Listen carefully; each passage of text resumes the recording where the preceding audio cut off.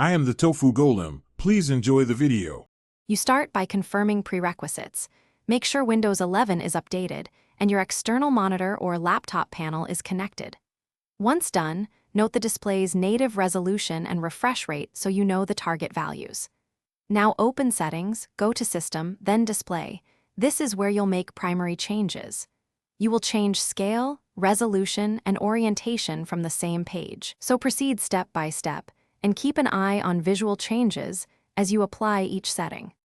You should set scaling before resolution so text and UI element size correctly. Pick 100%, 125%, or 150% depending on screen size and eyesight.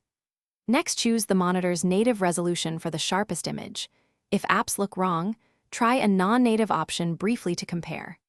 Then click Advanced Display Settings to confirm refresh rate and to select the correct display when multiple monitors are connected. Make sure to apply each change and observe for 15 seconds so Windows can revert if something goes wrong.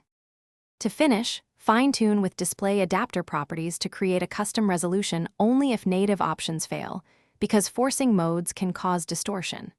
Once done, update or reinstall your graphics driver from Device Manager to fix driver-related size issues. Make sure to sign out and back in or restart the PC so scaling and DPI changes apply system-wide.